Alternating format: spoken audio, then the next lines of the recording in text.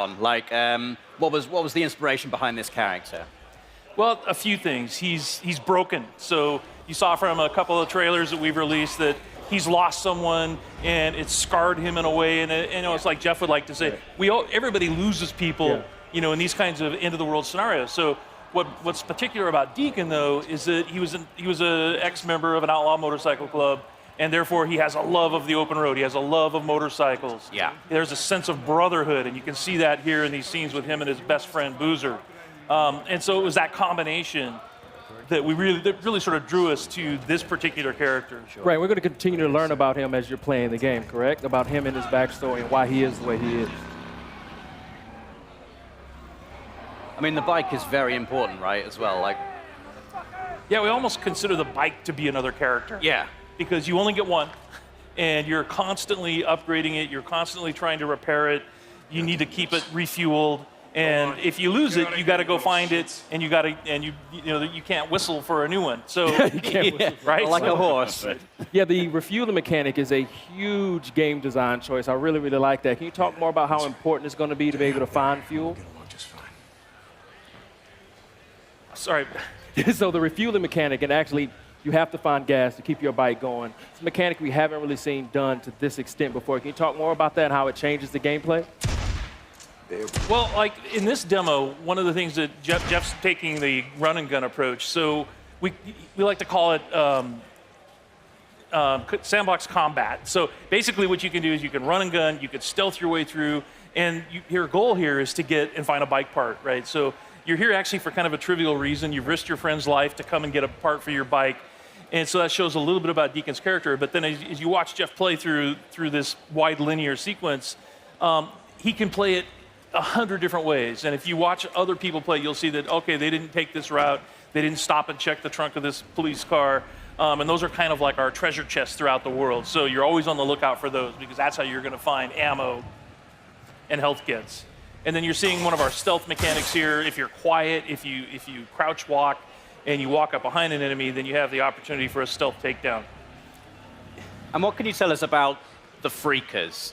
Because they're quite unique. And we've seen, a fair few undead enemies in video games before. What makes the Freakers unique, and what was your decision-making behind making them the way they are? They're alive.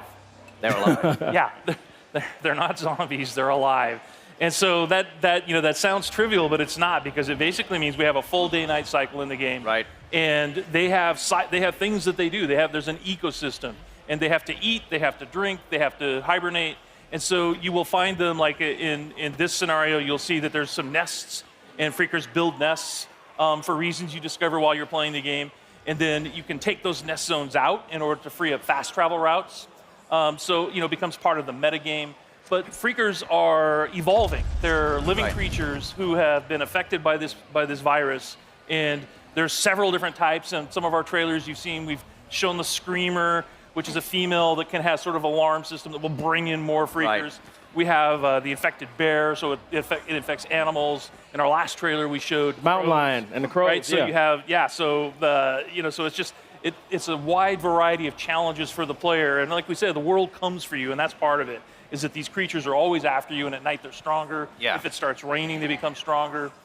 But I've seen in previous trailers Deacon actually utilizing the Freakers as a weapon against his enemy as well. So you can actually use them to your advantage as well as the environment itself. Yeah, absolutely. We call it the Freakosystem. So in this scenario, there's not a lot of chance for that. But if he were fighting Marauders or Rippers, then he could find a nearby swarm. It's an open world, so you can just explore. You can find other tools like a swarm or a Freaker bear, and you can bring them into an enemy camp and watch the sort of mayhem that happens. I guess you've got to be careful, though. You don't get kind of sucked into it. Yeah.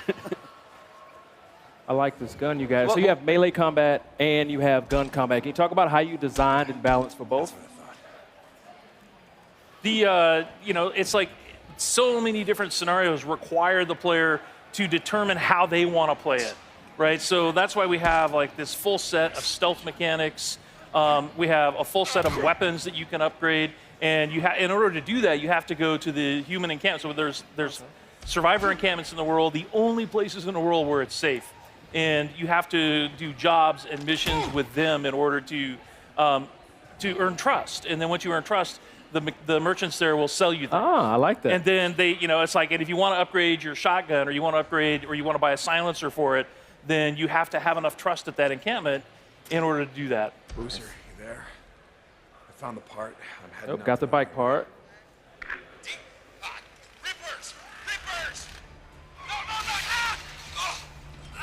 Shit! He's So not having a good time. this is the inside of the Crazy Willie's truck stop, and that's one of the other things we wanted to point out is that full open world, but there's a lot of exploration in the game. All of the building interiors are accessible. There's no load times to get in and outside of a building or to go between regions. This is the cults in the game. Tats are dead symbols of a dead man. Dead symbols of the lost. Get off me! Bitches! Viper Man! You must be brought low, biker man. For you are lost, and we are found. Oh yeah, that's gonna hurt.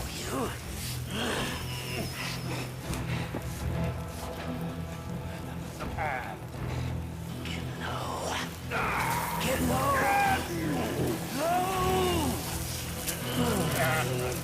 So you can see they're not very friendly. You've talked about having freedom in terms of how you approach missions. So you can approach them stealthily. You can go in all guns blazing if you want to. What kind of freedom do you have in terms of the mission structure, in terms of the story? Can you Bitches, get off! do you get to make story choices in the game, or is it like sort of like a linear narrative path you're going to be taking? Yeah, there's several key places where you have to choose what Deacon is going to do in a key situation. So we released a bunch of footage last month, and if you watch carefully, you'll see that there's a moment where Deacon has the choice to take a man's life or to force Boozer to do it. Right. And that will have an impact on Boozer's morale. So your best friend, how he feels about you, how he feels. You tried doing sort of a stealthy approach, and now you're just going to go in with a shotgun and blow him away. Ooh, get that headshot. Or baseball bat, that works. Yeah. Can you tell us anything about what has happened in the world? Why are we in this post-apocalyptic situation? Like, are you able to reveal like kind of what has happened, what has led to this transition? Yeah, it's one of those things that we really want the player to sort of learn as they go. So there are answers, Right. but you have to explore. There's a, we've introduced this group called NERO, which is our National Emergency Response Organization. They're out in the world. They have these MMUs that you're trying to break into in order to get medical supplies. They're part of the story. And, obviously Deacon has lost somebody. We saw that in a trailer. That's part of the story. And as far as like the pandemic and the hordes that you run into constantly, these all sort of weave together to sort of explain.